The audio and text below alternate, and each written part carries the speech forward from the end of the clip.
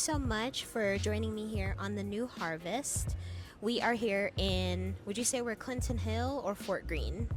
Ooh, good question. I think we're technically Fort Greene. Okay, gotcha. I feel like it also depends on who you talk to sometimes. The last I heard, Vanderbilt was the dividing line, but that was many years ago. I don't know what it is now.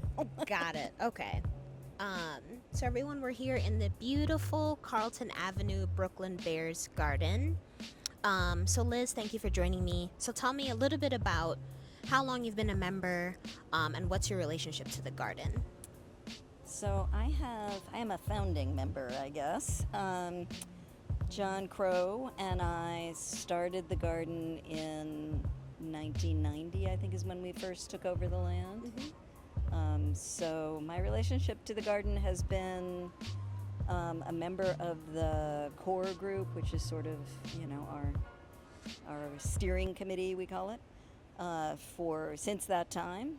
And I recently stepped off that group just to enjoy the garden and not be involved in any of the rule making, which has been really nice. I was thinking about this on my walk over. I think it's been sort of my backyard for 30 years.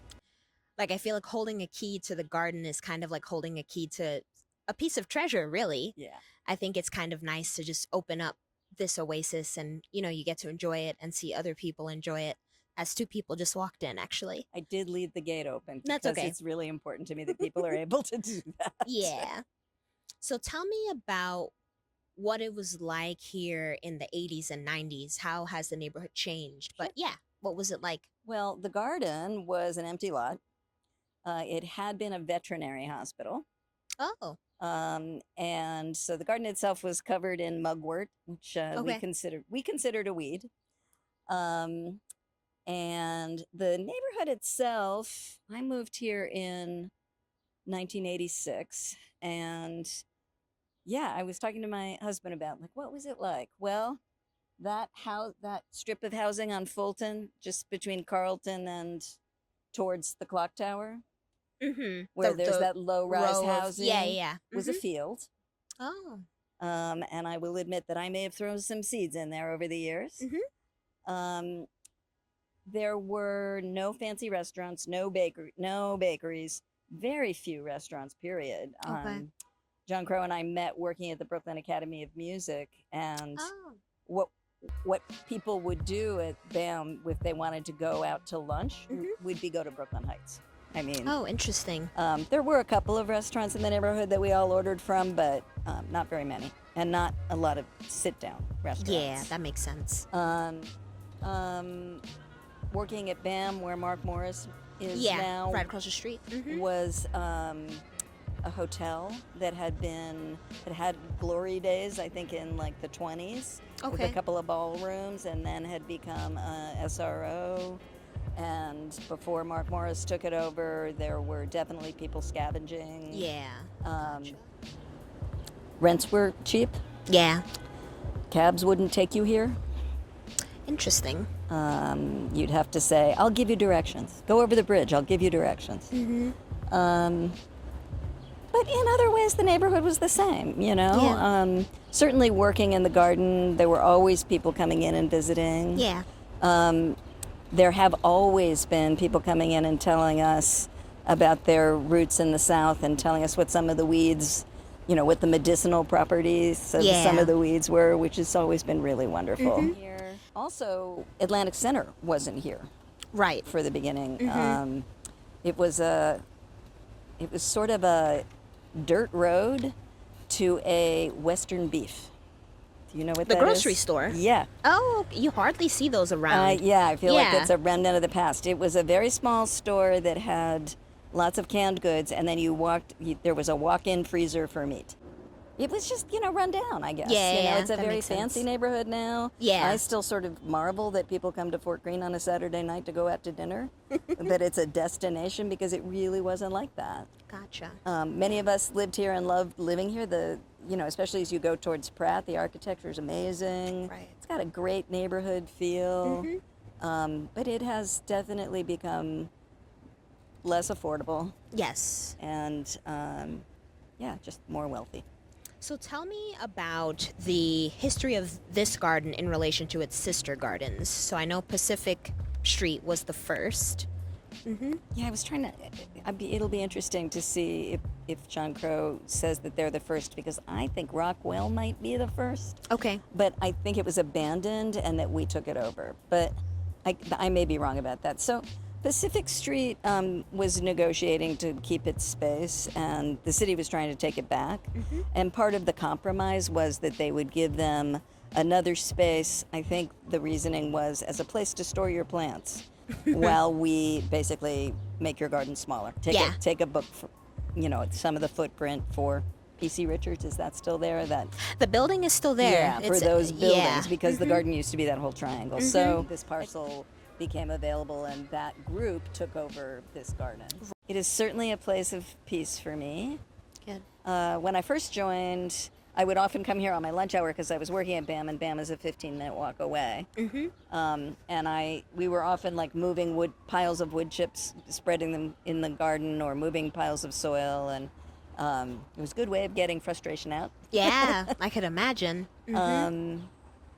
I've met some of my favorite people here. It's been a real, it's the only place in New York, I think, where you meet somebody and you don't talk about what you do for a living. Yeah. I've known people for years here. I have no idea what they do for a living. Yeah. I know your last name. I know how many kids you have. Yeah. I could pick you out of a crowd, but I don't know what you do, and I don't care. That's right. Yeah. I know you took my calendula plant. Right.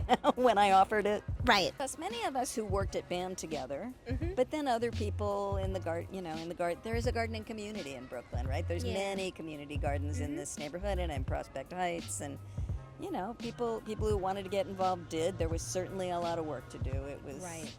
We brought in a tiller one night to clear this whole area, and this area, this especially grown area you see right behind us, was one big communal oval. Okay. So we made that a communal space, and then this hill behind you is all the rubble that we dug out of the ground, covered in an inch of soil. So the first thing we did was build boxes, and the area up here, I guess we're going to walk around a little later, but there's a tank that collects water up there, and that whole area is an area that we figured out after we got the land was actually originally part of this property, so we reclaimed it. There was a fence there, and we reclaimed it. Gotcha. So yeah, it was a lot of hard work and a lot of fun. Yeah, I love that. I'm just trying to imagine like a big pile of rubble, and like what this garden looked like. It was a lot of digging. It was just a lot of open space that it was overrun. We don't have anymore with mugwort, which I learned from many people is a medicinal plant.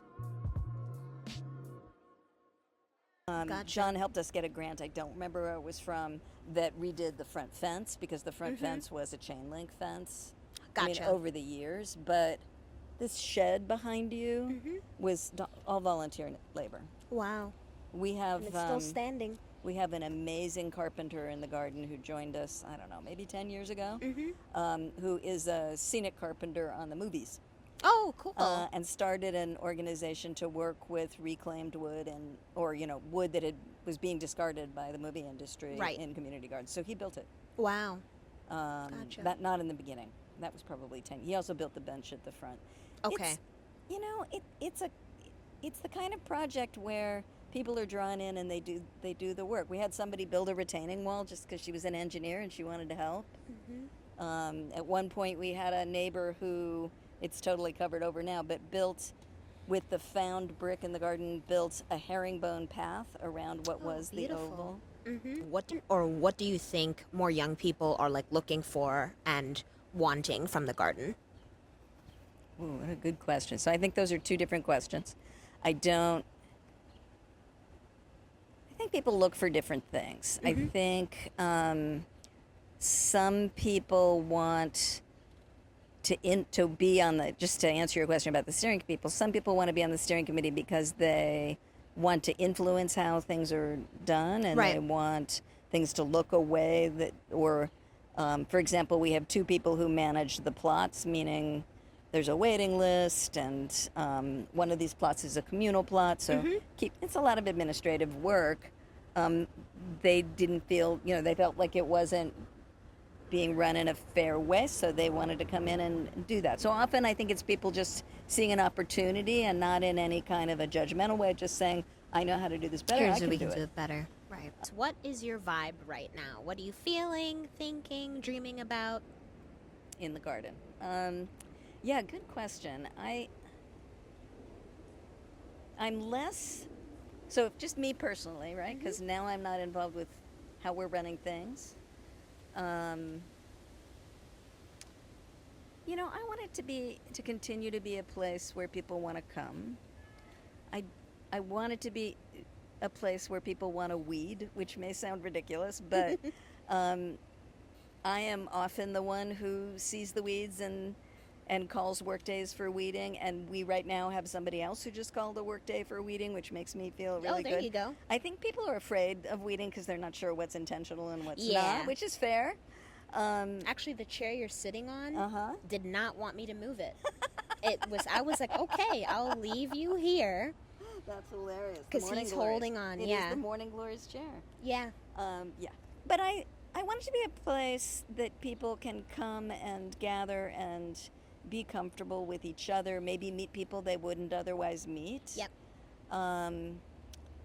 But also want to work to make it a better place, whether that means being the treasurer and collecting the dues or being the person who calls a weeding work day. One thing that has been very important to me over the years and continues to be important is that it be a place where the gate is open as much as possible, and we have a whole setup for that. We have teams of people who keep the garden open and do watering, but just the idea, this is really my vibe. The idea that people walk by and see a locked gate makes me crazy. Yeah. Because it's a public space. Right. And everybody should be able to walk in here. Access it. I have never, ever felt unsafe in this garden. I have had some of the most wonderful encounters with people off the street in this garden. Actually, if I can just tell one story. Yeah. After COVID, or like in 21, when we weren't in the height of COVID, I was planting something in the tree pits. And one of the... Outside? Yeah, which are impossible spaces and nothing ever lives. But I was trying. I thought Lily of the Valley would be the one thing that could hold on, but even that. Anyway, the mail delivery person walked by and stopped and said, I think that this garden saved me through COVID. I'm so glad you're here. That's so sweet. And it just, yeah. That's what I want the vibe to be. Yeah. I want it to be an open, inclusive place where people can come and feel safe and sit. Yeah. I love that. and meet people they wouldn't meet otherwise.